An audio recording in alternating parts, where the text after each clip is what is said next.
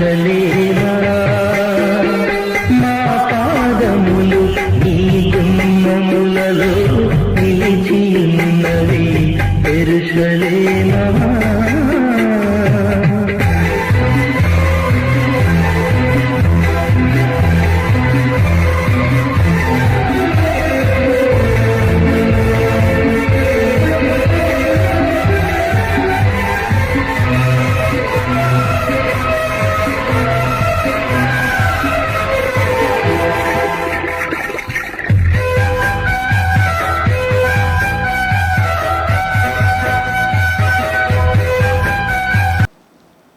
మన ప్రభు అయిన యేసుక్రీస్తు వారి అతి శ్రేష్టమైన నామములో ఆయన సన్నిధికి వచ్చిన మీ అందరికీ నా వందనాలు చెల్లిస్తున్నాను. ప్రభు యొక్క వాక్యాన్ని ధ్యానం చేద్దాం. తలలు వంచండి.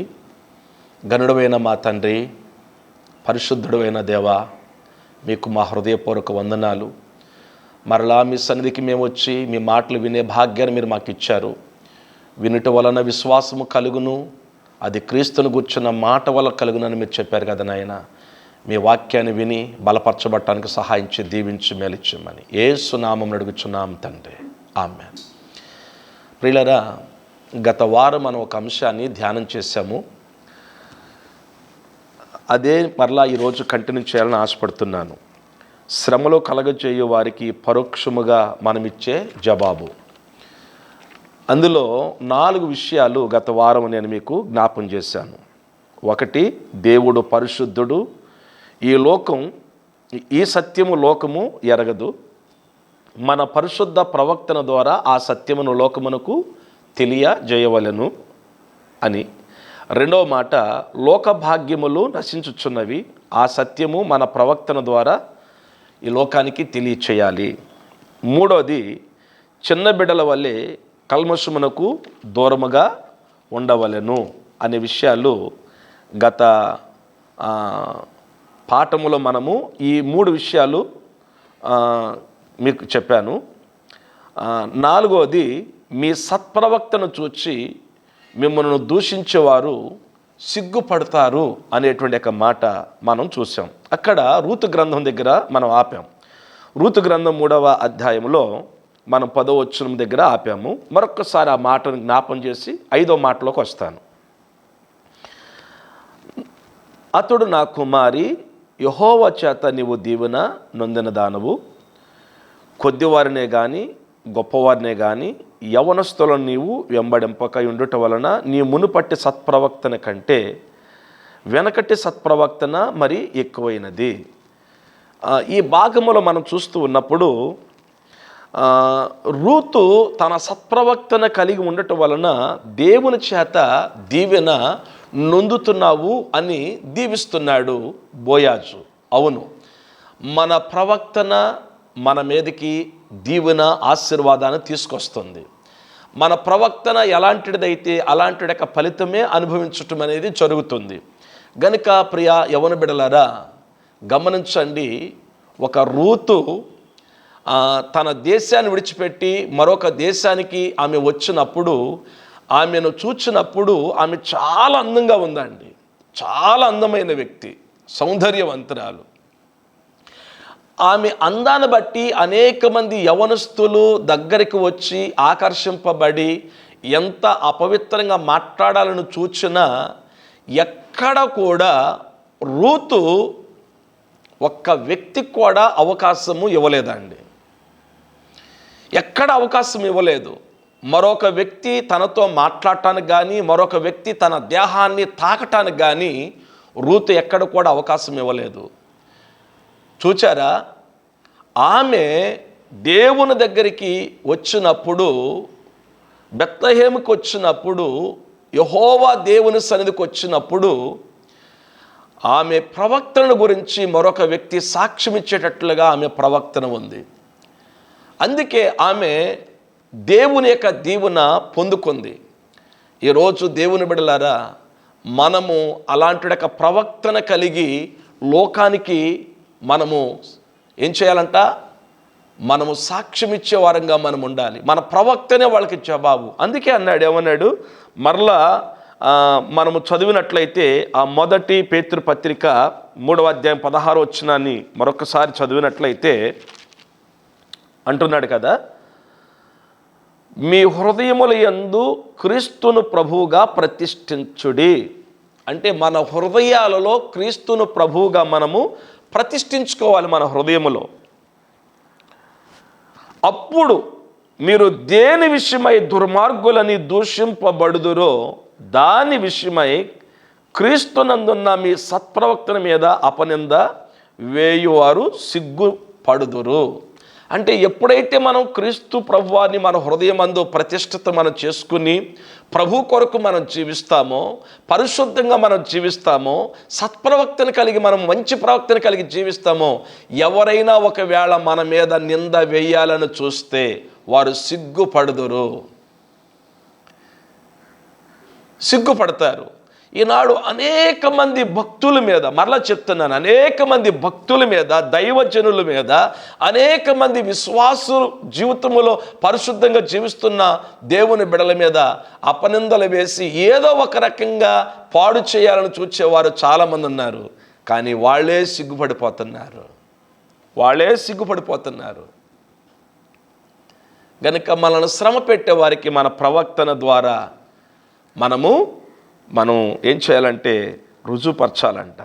ఇప్పుడు 5వ మాట మీకు జ్ఞాపం చేస్తాను. గత పాఠంలో 4 నేర్చుకున్నాం, ఇప్పుడు కొన్ని మాటలు నేర్చుకుందాం. ఇప్పుడు 5వ పాయింట్ చెప్తాను. దేవుడు వారిని దర్శించినప్పుడు మన ప్రవక్తను బట్టి ఆయనను వారే మహిమపరుస్తారంట. ఎంత గొప్ప మాట అండి. ఎవరైతే మనల్ని శ్రమ పెడతారో, మనల్ని బాధ పెడతారో, వారు ఒకరోజు దేవుడు వారిని దర్శించినప్పుడు, దేవుడు వారితో మాట్లాడినప్పుడు మన ప్రవక్తను బట్టి ఆయనను వాళ్ళంట మహిమపరుస్తారంట.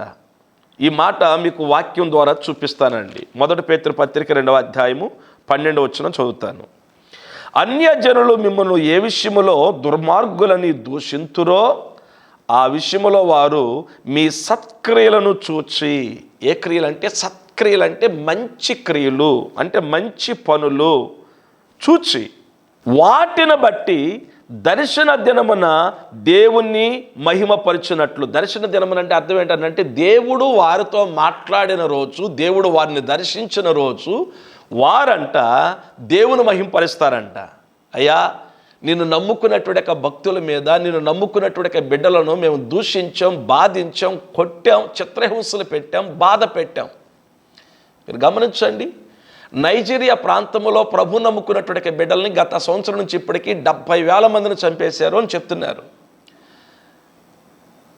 ఏమండి, మణిపూర్ యొక్క ప్రాంతంలో ప్రభు నమ్ముకున్నటువంటి దేవుని బిడ్డలను చిత్రహింసలు పెట్టి, గాజు పెంకులు పగలగొట్టి వాటి మీద పడుకోబెట్టి వాళ్ళని చిత్రహింసలు పెట్టారంట. ఇంకా బాధాకరమైన విషయం ఏంటో తెలుసా అండి? ఈ మాట చెప్తున్నందుకు క్షమించండి. కొంతమంది పాస్టర్లని, కొంతమంది విశ్వాసాల తల్లుల్ని వాళ్ళని పడుకోబెట్టి వస్త్రహీనులుగా చేసి తొండాలు లేకుంటే బలులు తీసుకొచ్చి వాళ్ళు గర్భసంచులు వదిలేరంట అండి. ఇంత నీచమైన స్థితికి ఒడుగడుతూ ఉన్నారు ఈనాడు. ఇది ప్రభుత్వాలకి కనబడట్లేదు. ఏం చేశారండి దేవుని బిడ్డలు? సత్క్రియలండి, సత్క్రియలు, మంచి పనులు. ఆకలిగొన్న వాళ్ళకి ఆహారం పెడుతున్నారు, దప్పికున్న వాళ్ళకి దాహం ఇస్తున్నారు, వస్త్రాలు లేని వారికి వస్త్రాలు ఇస్తున్నారు, విద్య లేని వారికి విద్యను నేర్పిస్తున్నారు, అనారోగ్యాలతో బాధపడుతుంటే వాళ్ళకి వైద్యాన్ని అందిస్తున్నారండి. ఇదే కదండి క్రైస్తవులు చేస్తున్న పని. సత్క్రియలు వాళ్ళు చేస్తున్నారంట. ఈనాడు ఏమండి, నీ సొమ్మేం పోయిందండి. క్రైస్తవుడు తన కలిగినటువంటి ధనాన్ని ఖర్చు పెట్టి ఒక హాస్టల్ పెట్టి పేదవాళ్ళందరూ చదివిస్తున్నారు. నీకేంటి బాధ? అనేక మంది క్రైస్తవులు హాస్పిటల్ పెట్టి, లేదా కొంతమంది డాక్టర్లను తీసుకొచ్చి, మన విజయవాడని తీసుకోండి, అప్పుడప్పుడు కొంతమంది ఏం చేస్తున్నారు దైవజనులు, ఉచితంగా కొంతమందిని తీసుకొచ్చి డాక్టర్లను తీసుకొచ్చి ఉచితంగా వైద్యాన్ని అందిస్తున్నారు. తప్ప అదంట మత మార్పుడు చేయటాకంట. ఏమండి మత మార్పుడు అంటే ఏముందండి? బ్రతుకులు మార్చుకోమని చెప్పటం ఆ మత మార్పుడి. ఎంతమంది దైవ భక్తి కలిగిన వాళ్ళు దాతృత్వం కలిగే విధంగా చేస్తున్నారండి. ఇది తప్ప? కానీ ఎవరైతే బాధపడుతున్నారో వాళ్ళంట ఒక రోజునంట ఆ సత్యాన్ని తెలుసుకుని దేవుని మహిమపరుస్తారంట అండి. ఇది 5వ మాట. 6వ మాటను మనము దేవుని యొక్క వాక్యాన్ని మీకు జ్ఞాపం చేస్తాను. మీరు ఇహలోక సంబంధమైన అధికారులకు లోబడినప్పుడు మీరు మంచి పౌరులని వాళ్ళు గ్రహిస్తారు అని చెప్తున్నాడు పేతురు గారు. అంటే మనం ప్రియులరా దేవుని వాక్యాన్ని చూసినట్లయితే మొదటి పేతురు పత్రిక 2వ అధ్యాయము మనము ఒకసారి 17, 18 నేను దేవుని యొక్క వాక్యం చదువుతాను చూడండి. 13 చదువుతానండి. మనుషులు నియమించు ప్రతి కట్టడకును ప్రభువు నిమిత్తమై లోబడి ఉండుడి. రాజు అందరికిని అధిపతినియు, నాయకులు దుర్మార్గులకు ప్రతిదండన చేయుటకును, సన్మార్గులకు మెప్పు కలుగుటకును రాజు వలన పంపబడిన వారనియు వారికి లోబడి ఉండుడి. ఎలయనగా మీరిట్లు యుక్త ప్రవక్తన గలవారై అజ్ఞానముగా మాట్లాడు మూర్ఖుల నోరు మూయుట దేవుని చిత్తం. స్వతంత్రులయుండియు దుష్టత్వమును కప్పు పెట్టుటకు మీ స్వాతంత్రమును వినియోగపరచక దేవునికి దాసులమని లోబడి ఉండుడి. అందరినీ సన్మానించుడి, సహోదరులను ప్రేమించుడి, దేవునికి భయపడుడి, రాజును సన్మానించుడి. పనివారులారా మంచివారును సాత్వికులైన వారికి మాత్రమే కాక ముస్కరులైన మీ యజమానులకును పూర్ణ భయముతో లోబడి ఉండుడి. చూడండి, ఈ భాగంలో చూస్తే అంటున్నాడు, మీరు ప్రభుత్వానికి లేకుంటే ఈ లోక సంబంధమైన అధికారులకు మీరు లోబడి ఉన్నప్పుడు మంచి పౌరులని గ్రహింతురు. ఇప్పుడు చెప్పండి, క్రైస్తవుడు ఎప్పుడైనా అధికారాన్ని వ్యతిరేకించాడా? నాయకత్వాన్ని తృణీకరించాడా? ప్రభుత్వానికి లోబడి ప్రభుత్వం పెట్టిన నిబంధనలు పాటిస్తూ ఈ లోకములో క్రైస్తవుడు ఈ విధంగా బ్రతుకుతున్నాడు. ఇతడు సమాజానికి మేలు చేసేవాడే కానీ నష్టాన్ని కలిగించేవాడు కాదు కదా. మీరు గమనించండి, ఏమైనా కరెంటు బిల్ కట్టుకోకుండా ఎగ్గొట్టాడా క్రైస్తవుడు? ఇంటి పని కట్టుకోకుండా ఎగ్గొట్టాడా క్రైస్తవుడు? ఏమండి, రోడ్డు ట్యాక్స్ కట్టుకోకుండా ఏమన్నా ఎగ్గొట్టాడా? లేదుగా. ప్రభుత్వం యొక్క రూల్కి, ప్రభుత్వం యొక్క అధికారానికి క్రైస్తవుడు లోబడి ఒక మంచి పౌరుడిగా బ్రతుకుతున్నాడు కదా ఈ లోకములో. మంచి పౌరుడుగా అదే చెప్తున్నాడు ఇక్కడ. మీరు యహలోక సంబంధమైన అధికారులకు లోబడినప్పుడు మీరు మంచి పౌరులని గ్రహింతురు. క్రైస్తవుడు మంచి పౌరుడని గ్రహిస్తాడంట. ఈరోజు బ్రాహ్మణులు, ఏమండి రాజులు, ఏమండి కౌంట్లు, రెడ్లు, చౌదరులను చెప్పుకుంటున్నటువంటి నాయుడు అన్ని వర్గాల్లో నుండి, ఓసీ, బీసీ, ఎస్సీ, ఎస్టీలో నుంచి అనేక మంది ఈరోజు ప్రభువులకు వచ్చేస్తున్నారంటే కారణం ఏంటి? ఇక్కడ మంచి ఉందని, చెడు కోసం కాదండి, మంచి ఉందని చెడుని వదిలిపెట్టి మంచిలోకి వచ్చారు. అది గ్రహించి వస్తున్నారు. అనేక మంది అధికారులు వస్తున్నారు. ఈ సత్యాన్ని భక్తుల ద్వారా ఎప్పుడో రాయించి పెట్టాడు. 6వది మనం చూస్తున్నాం, మీరు ఇహలోక సంబంధమైన అధికారులకు లోబడి ఉన్నప్పుడు అంటున్నాడు. లోబడేవాడు క్రైస్తవుడు అండి. లోబడేవాడు క్రైస్తవుడు. 7వ మాట మీకు జ్ఞాపం చేస్తాను. 7వది, మీ కుటుంబ జీవితము, భార్యాభర్తలు అన్యోన్య సంబంధము అన్యులకు మాదిరిగా ఉన్నచో వారు మిమ్మల్ని బట్టి నేర్చుకుంటారు. క్రైస్తవ కుటుంబాలు, ఇప్పుడు క్రైస్తవులారా ఈ మాట మనం విందాం. మనము మొదటి పేతురు పత్రిక 3వ అధ్యాయము 1 నుంచి 7 చదువుకుందాం. అటువల స్త్రీలారా మీరు మీ స్వపురుషులకు లోబడి ఉండుడి. అందువలన వారిలో ఎవరైనాను వాక్యమునకు అవిధేయులైతే వారు భయముతో కూడిన మీ పవిత్ర ప్రవక్తలను చూచి వాక్యము లేకోకుండానే తమ భార్యలు నడవడం వలన రాబట్టవచ్చును. జడలు అల్లుకున్నటియు, బంగారు నగలు పెట్టుకున్నటియు, వస్త్రములు ధరించుకున్నటియు, నన్ను వెలుపట అలంకారము మీకు అలంకారముగా ఉండక సాధువైనట్టియు మృదువునైనట్టయిన గుణమును అక్షయ అలంకరము గల మీ హృదయపు అంతరంగ స్వభావం మీకు అలంకరముగా ఉండవలెను. అది దేవుని దృష్టికి మిగులు విలువగలది. అటువలే పూర్వము దేవుని ఆశ్రయించిన పరిశుద్ధ స్త్రీలు తమ స్వపురుషులకు లోబడినటి చేత తమను తాము అలంకరించుకునిరి. ఆ ప్రకారము శారా అబ్రహామును యజమానుడని పిలుచుచు అతనికి లోబడి ఉండెను. మీరును యోగ్యముగా నడుచుకునొచ్చు ఏ భయమునకును బెదరకునేడలా ఆమెకు పిల్లలగుదురు. అటువలనే పురుషులారా, జీవమును కృపావరములో మీ భార్యలు మీతో పాలువారై ఉన్నారని ఎరిగి ఎక్కువ బలహీనమైన ఘట్టమని భార్యని సన్మానించి మీ ప్రార్థనలకు అభ్యంతరము కలకుండానట్లు జ్ఞానము చొప్పున వారితో కాపురము చేయుడి. ఎంత అద్భుతమైన మాటలు ఇక్కడ వ్రాయబడ్డాయో చూడండి ప్రియులారా. ఇది కుటుంబ జీవితాన్ని కట్టేటువంటిది. దేవుడు కుటుంబాన్ని కట్టుకునే జ్ఞానాన్ని ఇస్తున్నాడు. ఈరోజు ప్రతి స్త్రీ గుర్తుపెట్టుకోవాలి ఈ మాటలు, ప్రతి పురుషుడు గుర్తుపెట్టుకోవాలి ఈ మాటలు. స్నేహితులారా గమనించండి, ఇక్కడ 7వ పాయింట్ నేను మీకు చెప్తున్నాను. మీ కుటుంబ జీవితము, భార్యాభర్తలు అన్యోన్య సంబంధము అన్యులకు మాదిరిగా ఉంటే మనలను చూచి వారు నేర్చుకుంటారంట. మన బాధ పెట్టిన వాళ్ళు, మన ఇబ్బంది పెట్టిన వారు. బయట ఏముందంట? అలంకారము. అలంకరించుకుని అనేక మంది లోకములో పాపములో జీవిస్తూ కుటుంబానికి ఉండవలసిన పవిత్రత, కుటుంబానికి ఉండవలసిన నైతికమైనటువంటి విలువలను కోల్పోయి ఈరోజు అనేక కుటుంబాలు విచ్చలవిడిగా జీవించి పతనావస్థలోకి వెళ్ళిపోతున్నాయి. కుటుంబాలు పాడైపోతున్నాయి, కుటుంబాలు నశించిపోతున్నాయి.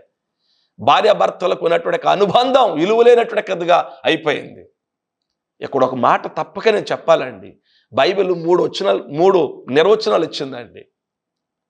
ఒకటి, సంసారము అది పవిత్రమైనది. సంసారము భార్య భర్తల యొక్క అనుబంధాన్ని, దాంపత్య జీవితము, దాని సంసారము అన్నారు. అది ఆరోగ్యకరమైనది, అది ఆశీర్వదింపబడింది, అది దేవుడు అనుమతించింది, ఇది శ్రేష్టమైనది. ఇది కొనసాగించుకునే కుటుంబాలు దేవుని యొక్క దీవెనలు పొందుకుంటాయి. వారి కుటుంబాలు, వారి వంశాలు ఆశీర్వదించబడతాయి. మరొకటి జారత్వము అన్నాడు. వివాహము కాకుండానే ఏ యవనస్తుడు, ఏ యవన ఆడబిడ్డ పాపం చేస్తారో అది జారత్వం అన్నాడు. కన్యకగా ఉండవలసిన నీవు, బ్రహ్మచారిగా ఉండవలసిన నీవు పెళ్ళిళ్ళు చేసేటప్పుడు లగ్గపత్రిక రాస్తూ ఉంటారు కదా, అది రాసేటప్పుడు ఏమని రాస్తారంటే కన్యక అని రాయటం. కన్యక అంటే అర్థం ఏంటనంటే ఏ పాపము ఎరగనది, ఏ పురుషుడిని ఎరగనది కన్యక. బ్రహ్మచారి అంటే చిరంజీవి బ్రహ్మచారి అని రాస్తారు. బ్రహ్మచారి అంటే ఏ అమ్మాయి వెంట పడనవాడు. కానీ ఈ రోజున వాక్యం వింటున్న ప్రియ యవనస్తుడా, ప్రియ యవన బిడ్డ, ఒక్కసారి ఆలోచించు. నీవు కన్యకత్వం కలిగి జీవిస్తున్నావా? దేవుడు నిన్ను నిండారుగా దీవించునుగాక. నీవు బ్రహ్మచారిగా జీవిస్తున్నావా? దేవుడు నిన్ను నిండారుగా దీవించునుగాక. కానీ నేటి దినాల్లో మనం చూస్తుంటే దేవుని మాట వినే పరిస్థితుల్లో సమాజంలో లేరు. తల్లిదండ్రుల మాట వినే స్థితిలో ఈరోజు యవనస్తులు లేరు.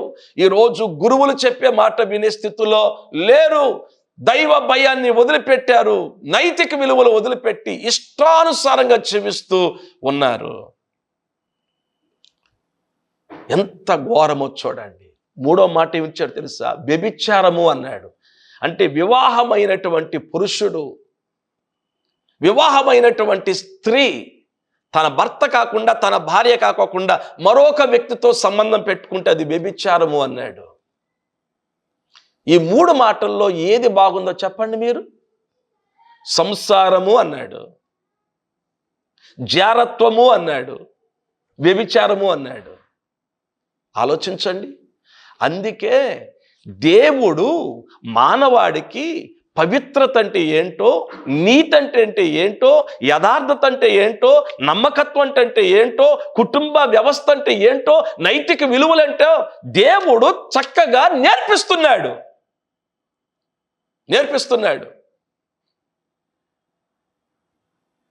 నేను ఒక చోట బోధ చేయడానికి వెళ్ళానండి. బోధ చేస్తుంటే వ్యభిచారం అనే పాపము తప్పని బోధ చేస్తే ఒక ఆయన వచ్చాడండి. వ్యభిచారం అనే బోధ, వ్యభిచారం చేస్తే తప్పని మీరు మాట్లాడుతున్నారు. ఆయనకి ఎంతో వయసు తెలుసా? 70 సంవత్సరాలండి. 4 కొడుకులు, 1 కూతురు, అందరికీ పెళ్ళిళ్ళు అయిపోయింది. మనవరాళ్ళు వచ్చారు. అదే వ్యక్తి నన్ను ప్రశ్నించాడు, నువ్వు తప్పని చెప్తున్నావు, ఇది తప్పు కాదు.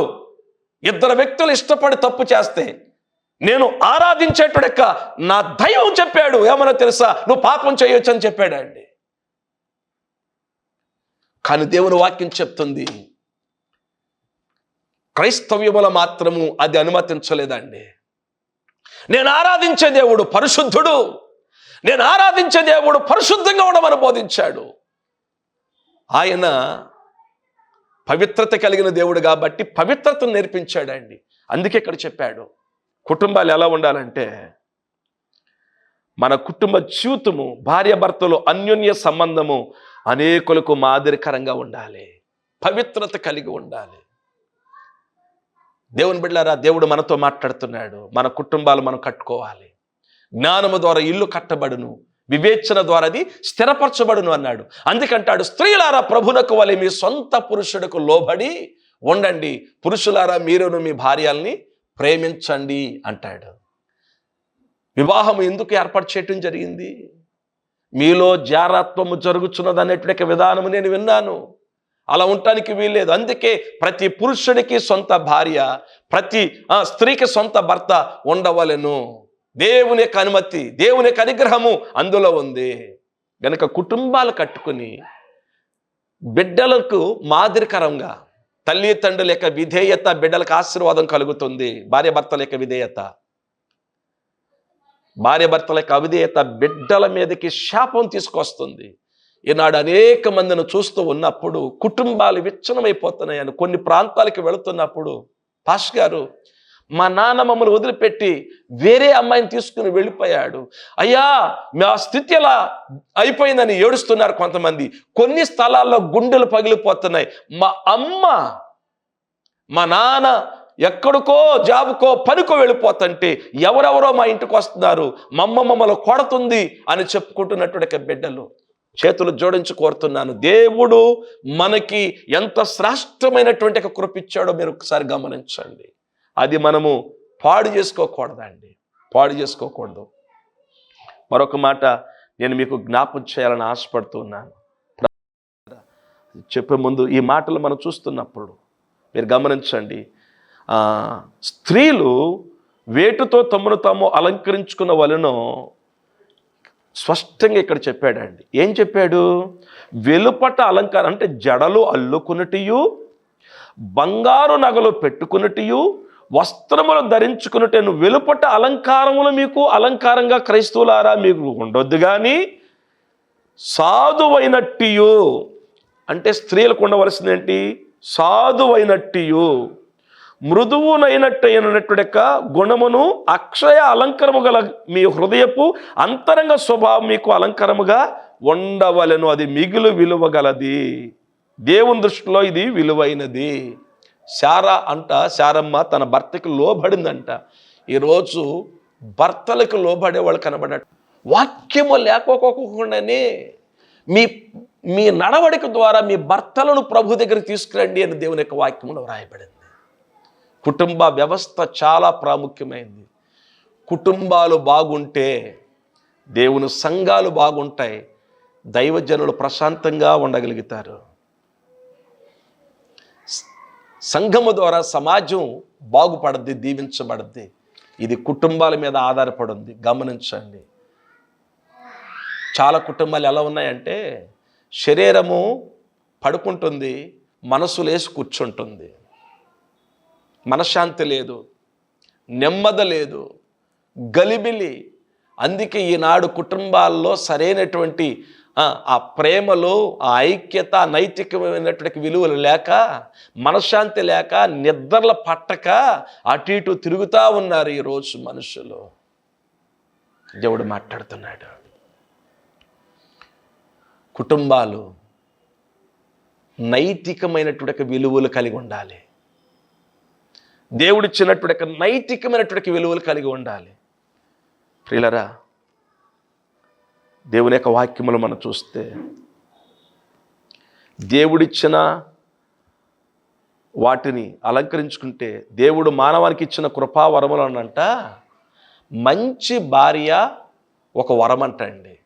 అందుకేనేమో సొలొమోను గారు అంటాడు, గుణవతి అయిన భార్య దొరుకుట అరుదు, అట్టిది ముత్యము కంటే అమూల్యమైనది. కృపావరాల్లో భార్య కూడా ఒక వరంగా దేవుడిచ్చాడంట. నీవు నీ భర్తకి వరంగా ఉండు, నీ భర్తకి మేలుగా ఉండు, నీ భర్తకి భారంగా ఉండవద్దు, నీ భర్తకి నీవు నష్టాన్ని కలిగించే వ్యక్తిగా ఉండవద్దు. అలాగే పురుషుడైనా సరే అంతే. నీ భార్యని బాధ పెట్టి, నీ భార్యని తాగొచ్చి ఇష్టానుసారంగా తిట్టి కొట్టి చేస్తే నీ బిడ్డలు ఏం నేర్చుకుంటారు? సమాజం నిన్ను గురించి ఏం నేర్చుకుంటుంది? సమాజానికి భార్య భర్తలు ఒక మంచి ఆదర్శ దంపతులకు ఉండి ఏం చూపించాలి? మాదిరి చూపించాలి. అందుకే మీరు చూడండి, బైబిల్ గ్రంథంలో జకరియా ఎలిజబెత్ అనేటువంటి తల్లి గురించి ఏమో రాయబడిందంటే, ఒక మాట చదువుదామండి. లూకా సువార్తలో మనం చూస్తే 1వ అధ్యాయము లూకా సువార్త, దేవుని యొక్క వాక్యములో లూకా సువార్త 1వ అధ్యాయము నేను దేవుని వాక్యాన్ని చదువుతాను. 6వ వచనం, వీరిద్దరూ ప్రభు యొక్క సకలమైన ఆజ్ఞల చొప్పునను న్యాయ విధుల చొప్పునను నిరపరాధులుగా నడుచుకొనుచు దేవుని దృష్టికి నీతిమంతులై ఉండిరి. ప్రియా దేవుని బిడ్డలారా, ఎంత ఆశీర్వాదకరమైనటువంటి యొక్క దంపతులు చూడండి. వీరిద్దరూ అంటే భార్య భర్త ఇద్దరు ప్రభు యొక్క సకలమైన ఆజ్ఞల చొప్పున న్యాయ విధుల చొప్పున నిరపరాధులుగా నడుచుకునొచ్చు. అంటే వీళ్ళలో ఎలాంటి అపరాధము లేదు, ఎలాంటి దోషము లేదు. వీళ్ళిద్దరూ దేవుని దృష్టికి నీతిమంతులుగా ఉన్నారంట. ఈ నీతిమంతులకి దేవుడిచ్చినటువంటి బిడ్డ యోహాను ఎంత గొప్పవాడండి. అందుకే దేవుడు ఏమన్నాడు, స్త్రీలు కనిన వారిలో యోహానంత గొప్పవాడు ఎవ్వరూ లేరు అని చెప్పి దేవుడు సాక్ష్యం ఇచ్చాడు. ఆ బిడ్డ గొప్పవాడయ్యాడండి. నీ ప్రవర్తన, నీ జీవితం, నీ కుటుంబము ద్వారా నీ బిడ్డలు ఒక ఉన్నతనిక స్థితిలోకి రావాలి. నిన్ను చూచి పక్క వాళ్ళు నేర్చుకోవాలి, ఈ భార్య భర్తను చూచి నేర్చుకోవాలని చెప్పి అలా మన కుటుంబాలు ఉండాలని దేవుడు కోరుతున్నాడు. ప్రియా స్నేహితులారా, ఎంత గొప్ప దేవుడండి. ఈ అనుభవంలోనికి మనం రావాలి.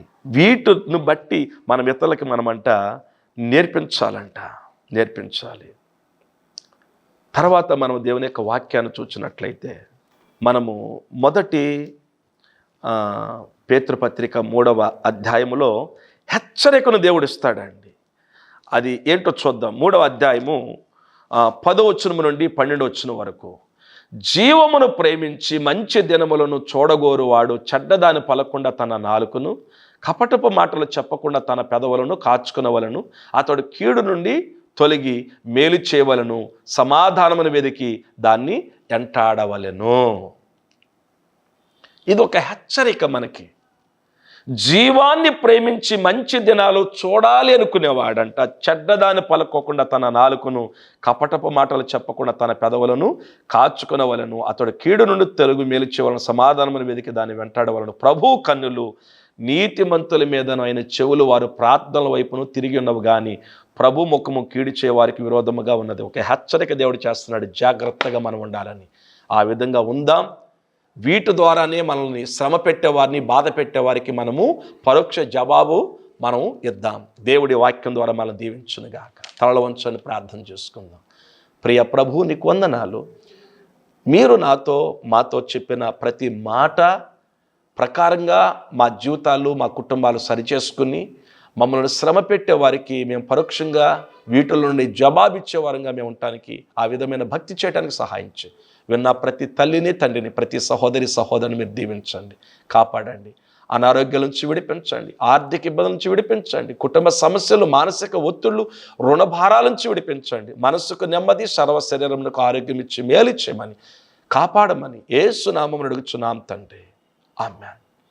మన తండ్రి అయిన దేవుని ప్రేమయు, ప్రభువును రక్షకుడైన యేసుక్రీస్తు వారి యొక్క దివ్య కృపయు, పరిశుద్ధాత్మ దేవుని అన్యోన్య సహవాసము, సమాధానం కూడిన మనకు, ఆయన వెంబడిస్తున్న సకల భక్తులకు, మన కుటుంబాలకి, మన సంఘాలకి ప్రభు తోడై ఉండును గాక. ఆమేన్. అందరికీ వందనాలండి.